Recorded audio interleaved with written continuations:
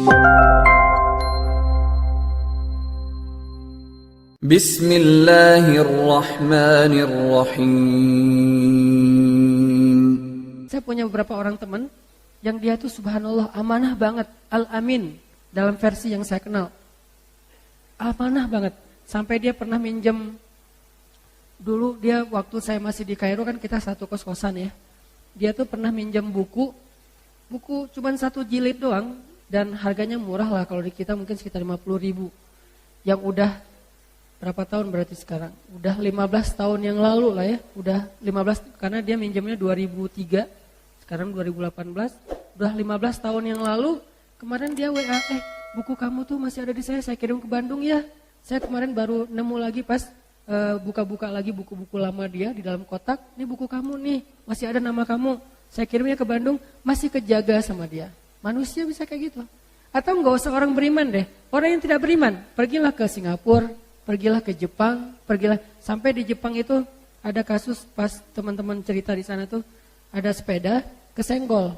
Akhirnya kayak lecet dikit kan. Langsung orang nitip duit digantung di sepeda pakai surat, maaf ya saya nggak sengaja nyenggol sepeda kamu jadi lecet, ini saya ganti. Kalau kurang telepon aja ke nomor ini nanti saya tambahin. Sebegitu amanahnya orang padahal dia nggak beriman. Kalau manusia aja begitu amanah dan kita percaya. Teman-teman kalau kehilangan sesuatu di Jepang, ragu nggak? Santai aja kan, ntar juga balik.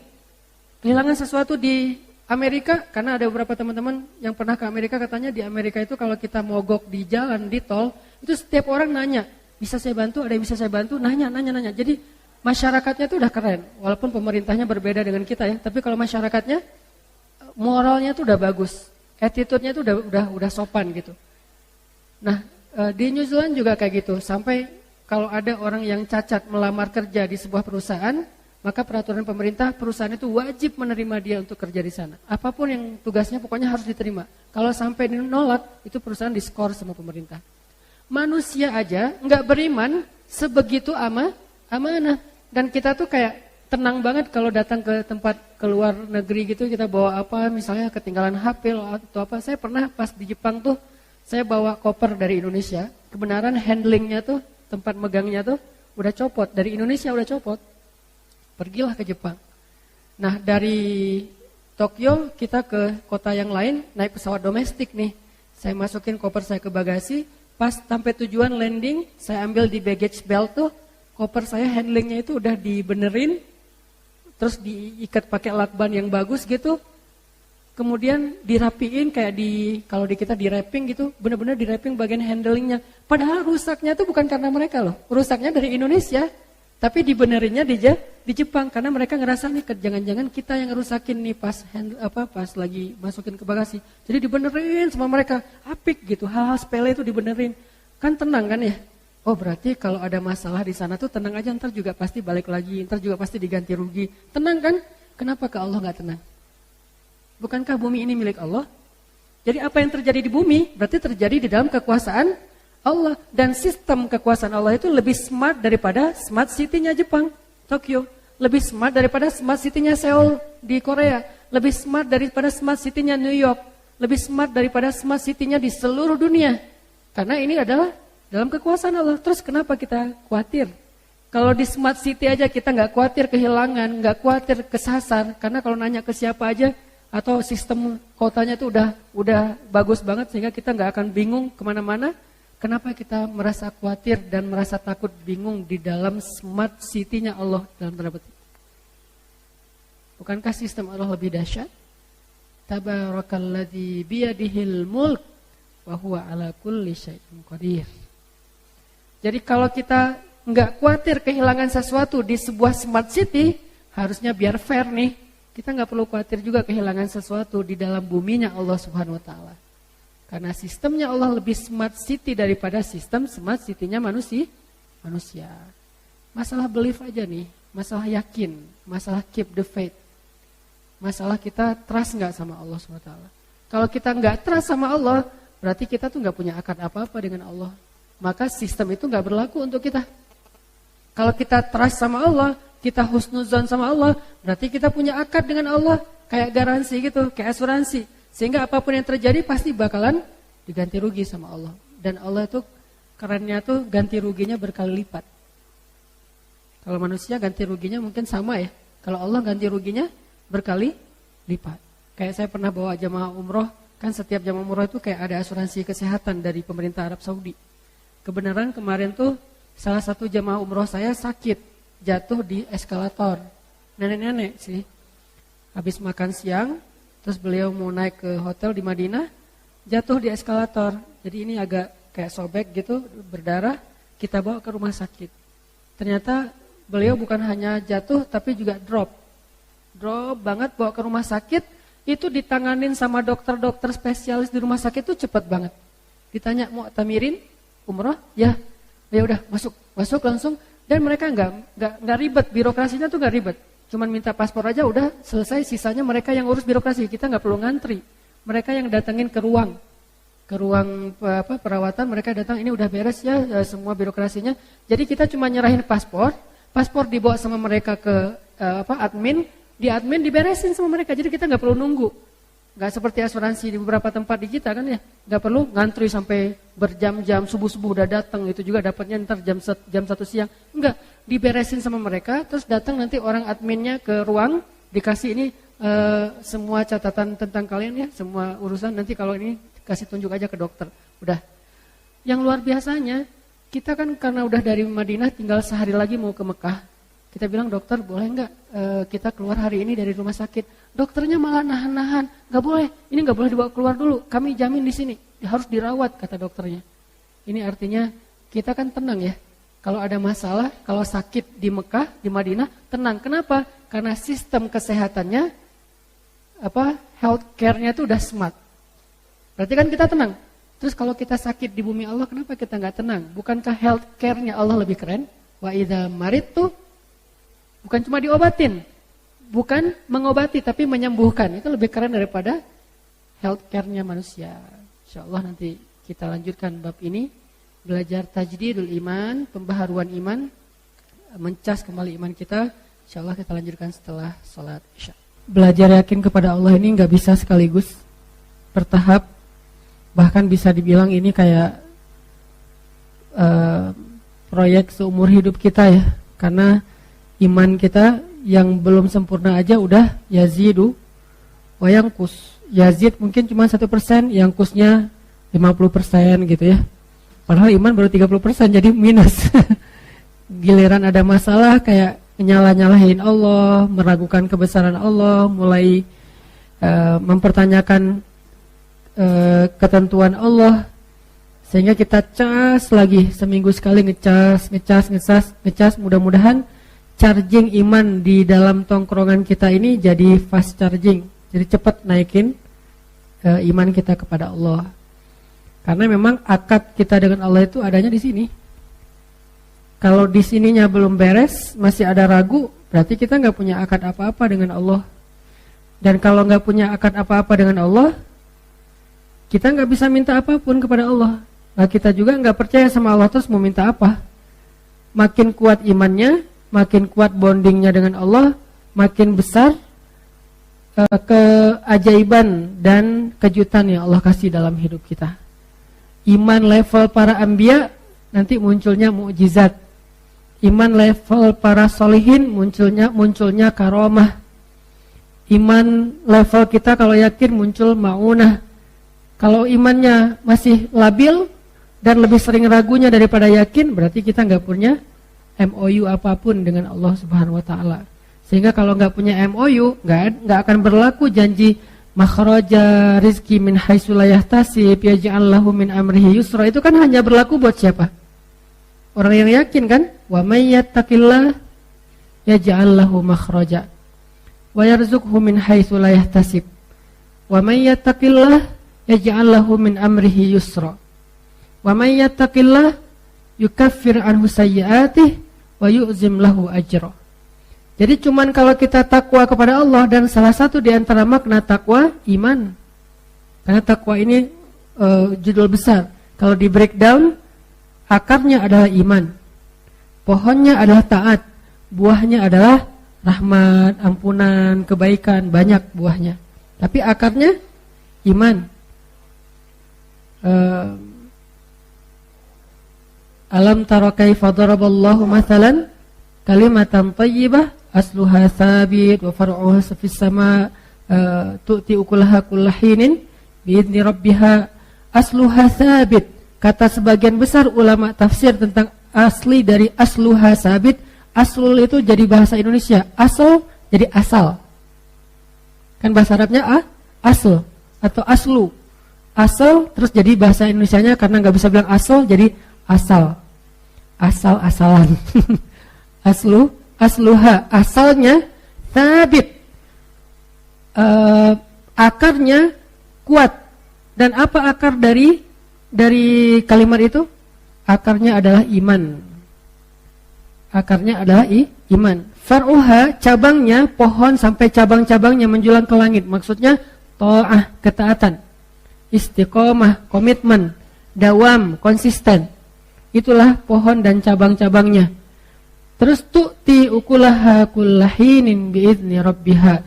Buahnya, ukulaha, hasilnya itu adalah kebaikan hidup, ampunan dosa, rahmat, berkah, pertolongan, kejutan-kejutan, itu buahnya. Tetap aja asalnya adalah, bibitnya adalah iman. Makin kuat akarnya, makin besar pohonnya. Makin besar pohonnya, makin banyak dahannya. Makin banyak dahannya, makin banyak pula buahnya ketika panen. Jadi itu analogi yang sangat sederhana tapi dalam. Jawami'ul kalam. Bisa ditafsirkan dari berbagai macam dari berbagai macam angle. Sehingga kalau kita pengen hidup kita nyaman dalam kondisi sarra atau darra, ya berarti balik lagi kepada asalnya apa? Ajaban li amril mu'min. Balik lagi kepada iman. Ajaban li amril mu'min. Inna amrahu kullahu khair. In asabathu sarra syakara fakana khairallahu, in asabathu dharra sabara fakana khairallah. Wa laisa dzalika li ahadin illa lil mu'min. Itu enggak akan dirasain kecuali oleh orang yang beriman. Kalau orang yang tidak beriman, mungkin kalau sarra dia akan syakara, dia berbagi, dia share sama orang lain. Tapi begitu dharra dia yai'as, dia berputus asa, akhirnya tindak bunuh dirinya tinggi. Orang-orang yang enggak beriman dalam kondisi nyaman, kehidupan mereka itu bagus. Akhlak mereka, karakter mereka, sikap, attitude mereka itu sopan, bagus, disiplin, keren lah pokoknya di negara-negara maju gitu kan. Tapi begitu dharra, ada masalah, bunuh diri. Bete dikit, bunuh diri. Gak enak badan, males banget hari ini bunuh diri, bunuh diri. Jadi terlalu rapuh gitu. Kenapa terlalu rapuh? Karena kata Nabi, walaisa dzalika li ahadin illa lil mu'min. Karena dia enggak beriman, sehingga enggak ada yang dipegang sama dia ketika dia mau jatuh. Jatuh aja. Makin tinggi dia mendaki, pas jatuh ya makin parah nasibnya. Karena kenapa? Karena ketika dia jatuh, dia kehilangan banyak hal karena dia ngedakinya udah tinggi. Misalnya karirnya bagus, tiba-tiba ada masalah, akhirnya dia stres banget, bunuh diri, loncat dari gedung, tabrakin diri ke MRT misalnya, dan segala macam lah kasus-kasus bunuh diri yang tinggi di negara-negara itu. Kenapa? Walaisa dzalika li ahadin illa li mu'min. Kalau kita juga kayak gitu, walaupun kita ngakunya orang mukmin, wa ma hum bimu'minin fi qulubihim marad, ada masalah di hati mereka. Masalah apa? Raib, keraguan. Masalah apa? Syak, enggak yakin sama Allah Subhanahu wa taala. Atau masalah apa? Adzannina billahi dhannas sau, berburuk sangka kepada Allah Subhanahu wa taala. Nauzubillah min dzalik. Sehingga kita cas lagi iman. Dan dengan analogi-analogi yang tadi saya sebutin. Di antara analoginya misalnya, kalau kita datang ke sebuah smart city, kita merasa nyaman. Satu, gak khawatir kesasar. Kenapa kalau di smart planet kita gak merasa nyaman? Bukankah bumi ini smart planet dibandingkan dengan planet-planet yang lain? Kenapa? Karena Allah sudah membuat sistem di bumi ini udah paling smart, udah ketimbang dengan planet yang lain. Kalau misalnya kita diberikan kesempatan tinggal di planet yang lain, kita bakalan lebih effortnya tuh habis-habisan. Mungkin gak akan survive. Kenapa? Karena bukan smart planet. Bumi ini smart planet satu-satunya mungkin di jagat raya yang luar biasa besarnya ini. Dan Allah tempatkan kita di sebuah smart planet yang udah disediakan segala macam, sistemnya tuh udah keren banget. Semuanya jadi mudah buat kita, kan mudah banget kan? Berjalanlah kalian di muka bumi, carilah karunia Allah dan segala macam. Allah mudahkan untuk kalian. Tidak ada satupun hewan melata yang jalan pakai perut kecuali Allahi rizquha, Allah yang menjamin rezekinya. Berarti kan sistem kehidupan di planet kita itu udah paling smart.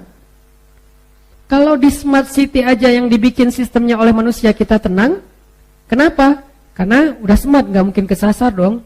Petunjuknya tuh kadang-kadang kita bisa, kalau kita pakai SIM internasional, kita bisa nyetir tanpa merasa khawatir kesasar. Karena petunjuk arah lalu lintasnya tuh udah jelas banget. Nyetir aja sendiri di luar negeri. Yang penting SIM-nya SIM internasional. Misalnya di beberapa negara yang masih menggunakan SIM internasional. Jalan, kenapa kok gak khawatir kesasar? Pertama udah ada smartphone. Kedua tinggalnya di smart city.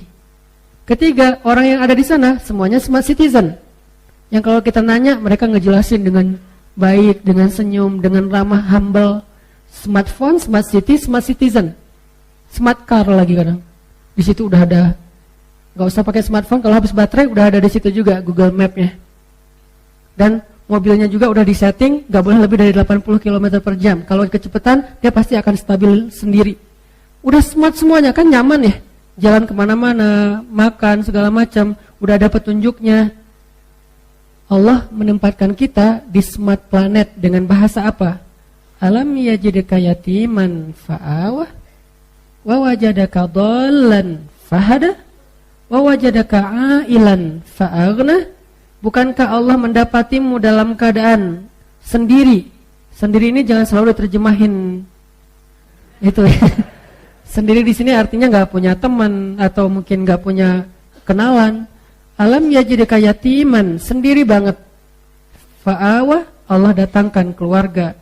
Dan keluarga di sini bukan cuma status, tapi dengan ikatan kasih sayangnya. Tiba-tiba ada seseorang yang paling mencintai kita lebih daripada dirinya. Siapa? Ibu. Allah utus ibu untuk kita. Allah utus ayah untuk kita. Allah utus keluarga untuk kita. Allah utus pasangan untuk kita. Bertahap. Pertama ibu dulu. Kemudian ayah. Kemudian sahabat. Sahabat dari geng SD atau TK, SD, SMP, SMA. Kan itu geng kita banget tuh. Yang sama kita tuh udah akrab banget, baik banget, setia banget. Kadang-kadang ribut sedikit tapi kesetiaannya luar biasa. Kadang-kadang mereka berkorban untuk kita. Fa'awah. Dan nanti lebih keren lagi dikasih pasangan halal. Fa'awah. Bukankah Allah yang mendatangkan mereka satu persatu? Bahkan kadang-kadang cara-cara Allah mendatangkan itu ajaib banget. Cerita-cerita orang yang ketemu dengan jodohnya, dengan pasangan halalnya kan luar biasa ya. Fa'awah. Lalu didatangkan anak. Sehingga apa? Ketika kita tua, anak kita yang akan merawat kita. Ketika kita masih kecil, ibu kita yang merawat kita. Jadi tetap aja ada fa'awah, fa'awah, fa'awah di awal, fa'awah di tengah, fa'awah di akhir. Terus saja kayak gitu. Kalau kita masih on the track ya. Karena kalau kita melencang nanti kita sendiri yang nggak dapat tempat ya, orang yang akan menjaga kita. Kayak misalnya sebutlah yang saya pernah datang aja ya, negeri lain saya nggak tahu, kayak di Jepang, orang-orang yang sudah usia lanjut ditaruh di mana sama anak-anaknya? Di panti jompo. Kenapa? Karena anak-anak di Jepang itu nggak sanggup merawat dan merawat orang tuanya, sehingga mereka lebih rela membayar para perawat daripada ngerawat sendiri. Rata-rata kenapa banyak perawat Indonesia di Jepang? Karena Jepang ini butuh banyak perawat untuk orang-orang jompo. Dan ada gap antara usia muda dengan usia tua. Mungkin sekitar 10 tahun lagi Jepang akan krisis anak muda. Beda dengan Indonesia, malah bonus demografi. Kalau di sana malah minus. Sehingga banyak dari Indonesia yang dibawa ke Jepang untuk jadi perawat buat panti jompo salah satunya. Kenapa? Orang Jepang nggak punya kemampuan merawat orang tuanya. Dan emang mungkin udah hilang moral itu ya. Jadi nggak beban lagi, nggak ngerasa malu kalau orang tuanya ditaruh di panti jompo. Kalau di kita kan masih ada beban moral ya. Naruh orang tua di panti jompo kayak aib. Wah, nggak ngerawat orang tua, anak yang durhaka kan gitu kan. Kenapa? Masih fa'awah. Ketika fa'awah ini dicabut, satu, pas lahir nggak ada ibu. Tapi karena dia malaikat kecil, Allah ganti dengan ibu angkat. Allah ganti dengan orang tua angkat. Fa'awa dicabut, teman satu persatu hilang. Yang datang bukan teman, tetapi orang yang memanfaatin kita, yang dekat dengan kita karena ada maunya. Dicabut fa'awanya. Banyak sih teman, tapi mereka bukan sahabat. Mereka jadi teman kita karena kita masih menguntungkan buat mereka. Berarti kan dicabut fa'awanya sama Allah. Nanti punya pasangan, kalau dicabut fa'awanya lebih sakit lagi tuh, selingkuh. Punya anak, dicabut fa'awanya sakit juga. Anak udah sukses tapi orang tuanya nggak dirawat. Maka yang menjamin kita dirawat, ada keluarga, itu Allah. Alam yajidka yatiman fa'awah, itu sistem smart planet. Wa wajadaka dhallan, bingung, Allah kasih fahada. Google Map-nya di mana? Di sini. Ditambahin satu demi satu menu map dalam benak kita, sehingga kita nggak bingung lagi. Dalam melakukan ini nggak bingung, melakukan itu nggak bingung. Satu persatu diajarkan dari mulai baca tulis, mendengar, memahami, mengenal. Bukankah itu adalah bentuk Google Map yang lebih rumit di dalam benak kita?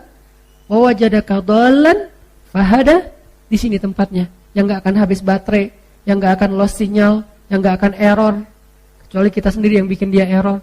Aslinya ini keren banget, lebih smart daripada smartphone. Yang bahkan banyak sekali penelitian bahwa smartnya otak manusia itu entah berapa ribu kali lebih smart daripada komputer. Dikasih. Wa wajadaka ailan fa'aghna, bukankah kamu didapati dalam keadaan kekurangan, kelaparan, tidak punya apapun, lalu Allah aghna, mencukupkan? Lebih baik Allah cukupkan daripada Allah hilangkan rasa kecukupan.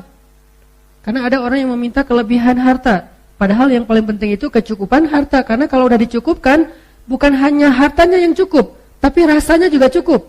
Dan rasa cukup itu disebut dengan qanaah. Ada orang yang dikasih harta berlebih tapi tidak dikasih kecukupan, tidak pernah merasa cukup, merasa kurang aja tuh. Dikasih ini kurang, dikasih itu kurang, terus saja kurang. Kenapa? Karena tidak dikasih diangkat kecukupan dalam diri dia. Bukan diangkat hartanya tidak dikasih. Siapa tahu emang hartanya itu adalah bagian dari takdir.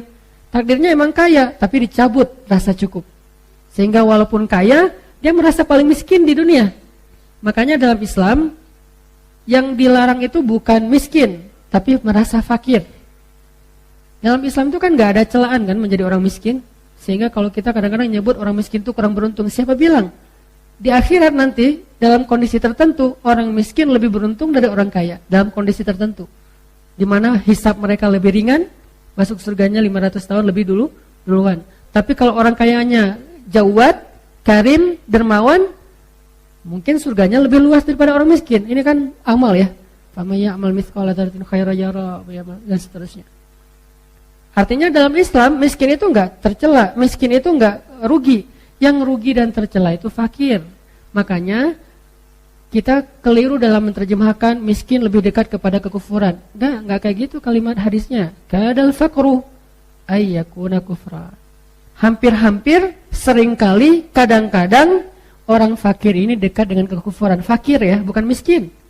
Kalau miskin, Nabi berdoa minta jadi orang miskin. Ya Allah, jadikan saya hidup sebagai orang miskin, matikan sebagai orang miskin, bangkitkan bersama orang miskin. Nabi dekat dengan orang-orang miskin. Bahkan Nabi pernah duduk di antara geng orang miskin, terus mereka lagi makan kodit, roti kering, yang kalau mau dimakan harus dicelupin ke air. Nabi bilang, saya anak perempuan yang biasa makan kodit, berarti saya juga orang miskin sama kayak kalian, biasa aja kali, nggak usah terlalu sungkan gitu. Akhirnya mereka pada, oh ya udah, Nabi juga sama kayak kita. Yang dilarang itu fakir, karena doanya apa? Wa a'udzubika minal faqr. Aku berlindung kepadamu dari fakir. Apa fakir? Selalu ngerasa kurang. Dicabut fa'aghna, dicabut rasa cukup dalam hatinya. Dan bisa jadi orang fakir itu orang yang berlimpah harta. Bukan orang miskin, tapi orang kaya, tapi dia fakir. Fa'aghnanya dicabut.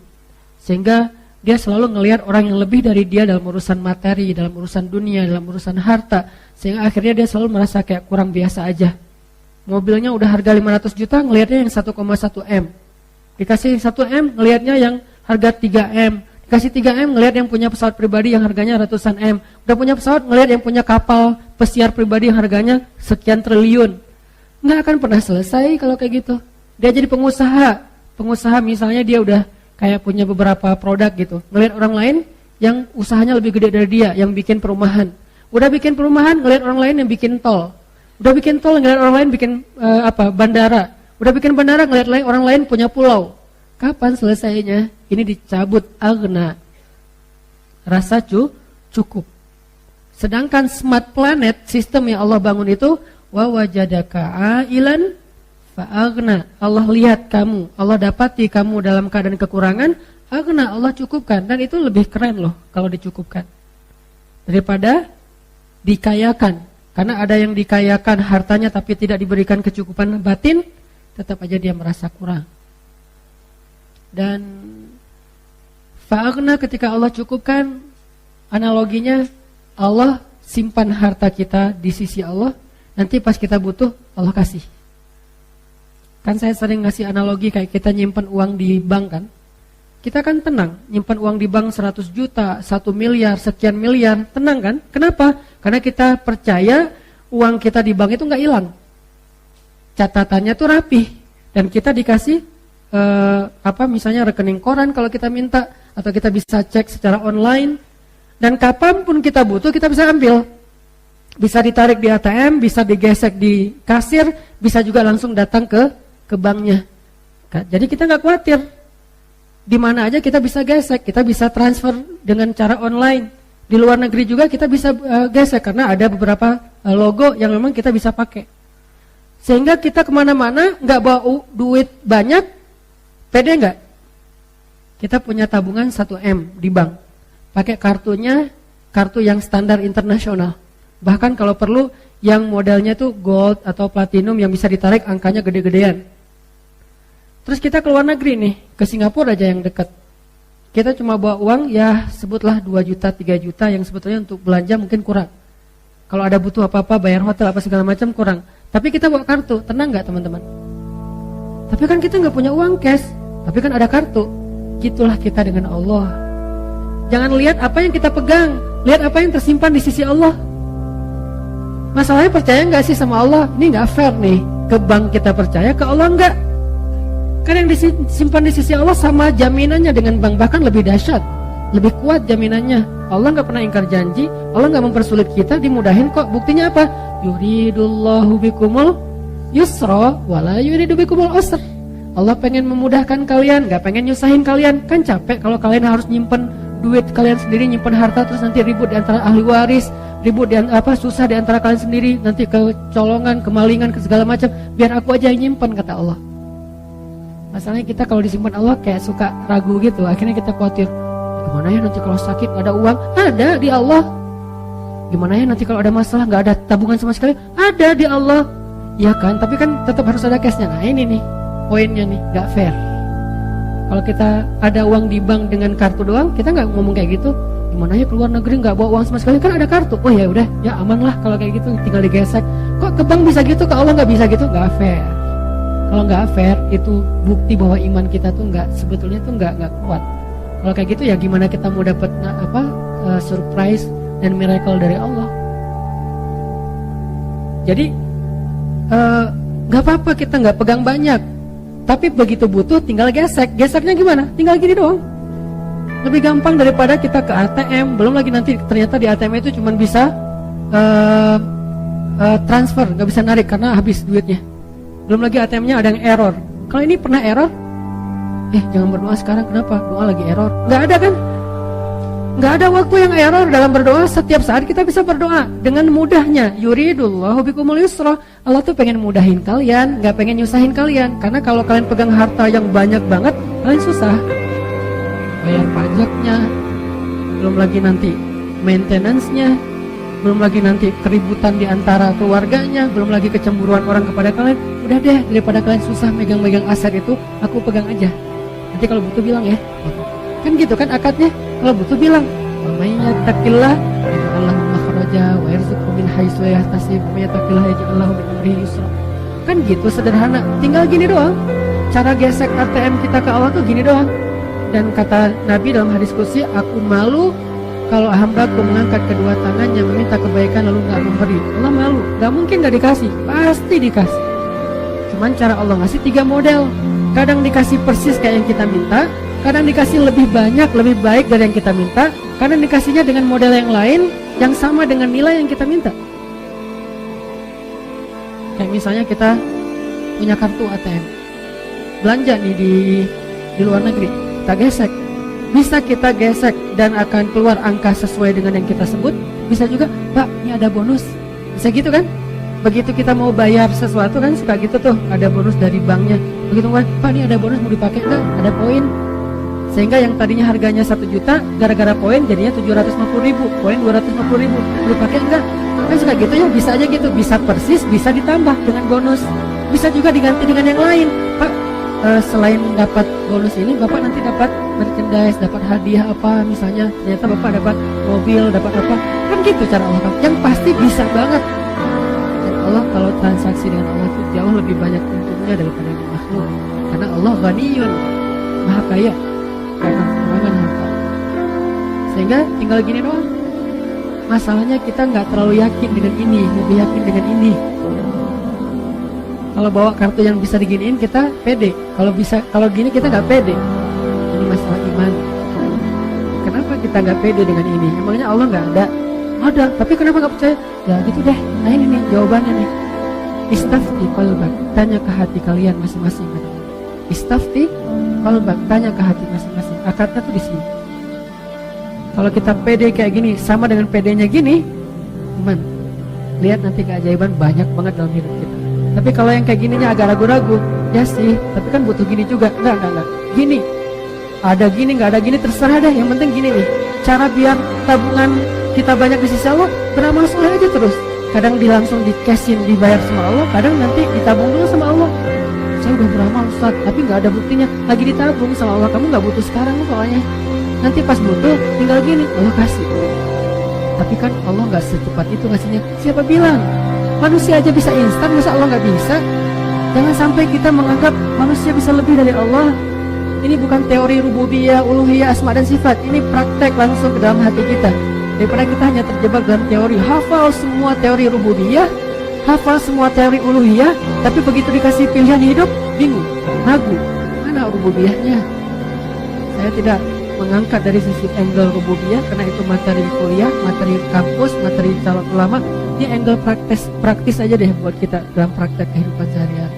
Bisa nggak kita yakin dengan ini, saya yakin ini? Kalau bisa lebih dari itu, lebih keren lagi. Mungkin bertahap, nggak langsung bisa lebih deh. Minimal fair, sama. Aduh, lupa bawa dompet. Aduh, hari ini belum sholat sunnah misalnya. Jadi kayak nggak ada modal gitu. Coba kalau hari ini kita ngeluarin harta kita fisabilillah, semudah kita investasi yang kita percaya banget dengan korporatnya, dengan perusahaannya. Kalau kita bikin kerjasama dengan manusia, biasanya bagi hasilnya berapa? Sebutlah 60-40 ya. Kita kerjasama, kita dapat 60% dari hasil. Atau yang modalnya konvensional, kita dapat paling tinggi, jarang lah gitu, 5% dari modal. Itu tuh jarang banget. Rata-rata ya 1, sekian persen atau 2%, bahkan kurang dari 1%. Deposito lah misalnya. Kita naruh uang kita 1M, tiap bulan misalnya nanti kita dikasih tuh 3 juta. Berarti berapa persen? 0, kan? Karena 1%-nya 10 juta ya. Berarti 0, sekian. Nggak sampai 1%, kita percaya. Naruh duit kita di deposito, kemudian tiap bulan kita tunggu aja. Oh, nambah 1M,3 juta. Bulan kedua 6 juta, bulan ketiga 9 juta, bulan ke-6 udah bisa beli motor. Gitu kan kita mikirnya? Kenapa kalau ke Allah kita ragu? Udah kasih aja ke Allah. Allah balikinnya tuh bukan 0%, 700 kali lipat. Masalahnya kita, ya sih, itu untuk masalahnya tuh. Kasih aja deh, ntar Allah ganti. Enggak, buktinya enggak 700 kali lipat, karena disimpan. Coba kalau dikasih 700 kali lipat blek cash, kita kewalahan nyimpannya. Ntar kita susah sendiri. Kan Allah bilang, yuridullahu bikumul yusra. Allah pengen mudahin kalian. Jadi dikasih, tapi disimpan sama Allah. Kamu gak percaya sama saya? Kan gitu kan pertanyaan Allah harusnya kan ya? Percaya Allah, ya udah deh, nggak apa-apa, Allah aja yang simpan, udah disimpan sama Allah. Nanti pas butuh tinggal gesek, ya Allah, yang kemarin boleh dicairkan dikit nggak? Itu kan hadis tentang 3 orang yang terkurung di dalam gua kan? Ya Allah, dulu saya pernah gini, dulu saya pernah gini, dulu saya pernah gini. Boleh nggak saya minta sekarang balasannya? Kalau engkau ridho, Allah balas. Itu hadis sahih. Berarti boleh dong kita beramal terus ditabung di sisi Allah. Nanti someday ketika kita butuh, kita tinggal bilang dengan bahasa kita. Walaupun nggak sevulgar itu sih, ya Allah dulu saya ada amal ini, boleh nggak sekarang saya ditolong sedikit, dengan pastinya Allah menyimpan lebih banyak lagi pahalanya. Pahala itu bukan kalimat teman-teman, pahala itu berbentuk. Bahasa Indonesia yang lebih tepat itu pahala, ajrun itu upah, jaza itu reward. Jadi benar-benar dikasih itu upah, reward. Cuman nggak tahu dari mana asal kata pahala, saya nggak ngerti bahasa Indonesia asal muasal pahala. Cuman kalau kita terjemahin bahasa yang lebih dekatnya, ajrun upah, ujroh, jaza reward. Dan Allah nge-reward kita banget terhadap semua amal kita. Nggak ada yang nggak di-reward sama Allah. Bahkan lebih baik dari yang kita lakuin.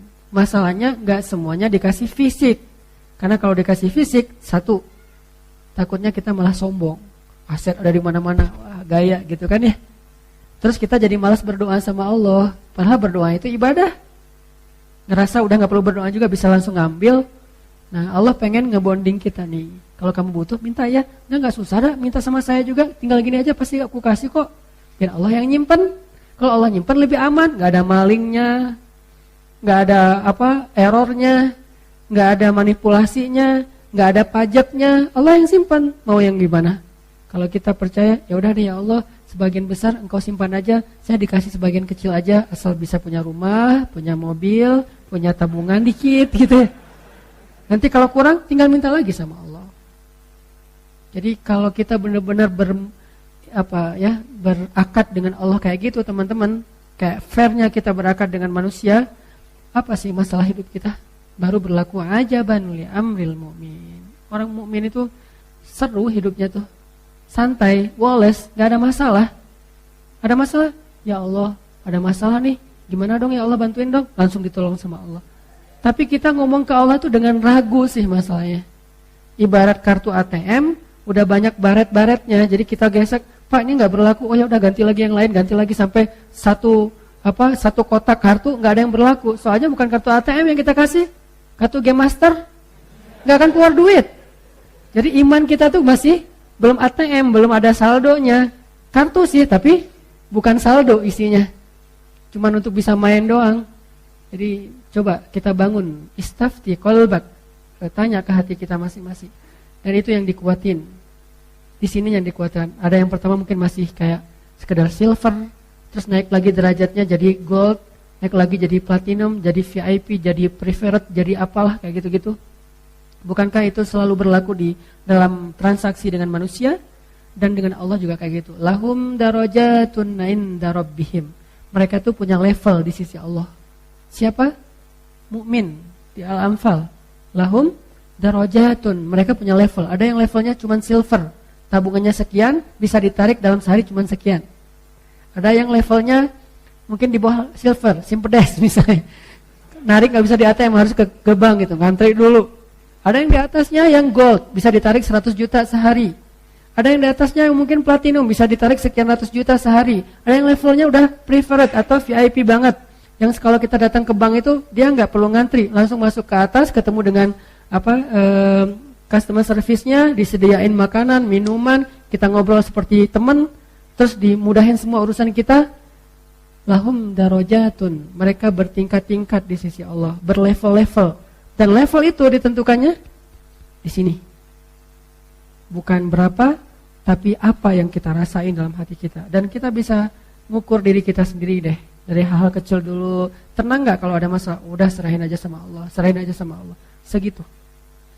Dan dimulai dari hal-hal kecil. Bismillah ketika kita jalan. Kalau kehilangan sesuatu, wah, mau diganti sama Allah dengan yang lebih baik. Wah, kesempatan nih. Allahumma ajurni fi musibati wa khluf li khairan minha. Allah sayang banget sama hamba kayak gini. Pas dapat musibah, langsung connect lagi dengan Allah, langsung nge-mention Allah. Kan kayak kita kalau di Instagram tuh ada masalah mention pemerintah gitu kan ya. Mention Pemkot, Pemprov, Presiden, mention add Pak Jokowi misalnya, add Pak Gubernur, Pak Wali Kota, kan suka gitu kan? Kenapa nggak add Allah dalam bahasa Instagramnya? Kenapa kita nggak nge-mention Allah aja? Ada masalah dikit, ya Allah, ada masalah nih dikit. Allah langsung bantu, seringan itu. Dan Allah tuh nggak pernah, maaf ya lama nih slow response soalnya DM-nya numpuk, nggak ada. Emangnya manusia DM-nya numpuk? Manusia yang WA-nya tuh udah banyak banget sampai ribuan sampai nggak kebaca. Enggak, ringan buat Allah. Kulla yaumin huwa fi sya'an. Setiap hari Allah tuh sibuk ngurus kita, walakin wala yauduhu hifdzuhuma. Tapi nggak capek, nggak kewalahan. Coba gabung-gabung deh ayat-ayat ini, karena sifat dari Al-Qur'an kan saling menjelaskan kan. Kulla yaumin huwa fi sya'an. Setiap hari Allah sibuk, tapi apakah Allah tersibukkan, repot? Enggak. Kata Allah, wala yauduhu hifdzuhuma. Allah nggak pernah repot, nggak pernah kewalahan menjaga, memelihara langit dan bumi. Simple hidup kita tuh kalau kita believe, trust, keep the faith kepada Allah Subhanahu wa Ta'ala. Ini yang kita tajdid, teman-teman. Mulai dari hal kecil, bismillah, bismillah, bismillah. Nanti ada agak mentok-mentok dikit, hasbiyallah, la haula wala quwata illa billah. Khawatir dikit, datang teman kita, udah nggak usah khawatir, ada Allah. Itu bahasa lain dari la tahzan, innallaha ma'ana. Merasa lonely gitu, ma zannuka bisnain, Allahu salisuhuma. Kenapa kamu pikir kita cuma berdua, bukankah Allah yang ketiga? Terus kayak ngerasa nggak ada daya upaya, bilang hasbiyallah, cukup buat saya Allah, la haula wala quwata illa billah. Dan itu benar-benar miracle, kejadian banget dalam hidup kita kalau kita percaya. Passwordnya iman, passwordnya belief, passwordnya sami'na wa ata'na. Kalau itu benar-benar terasa di hati kita, kalimat la haula, kalimat hasbiyallah, kalimat-kalimat iman itu terasa di sini nih, udah tenang aja hidup. La tahzan, ala bidzikrillah tatmainnul qulub. Ini semua yang kita omongin malam ini, kalau diteorikan namanya rububiyah. Cuman kita nggak usah terjebak dengan istilah, tapi maknanya yang paling penting supaya kita bisa langsung praktek.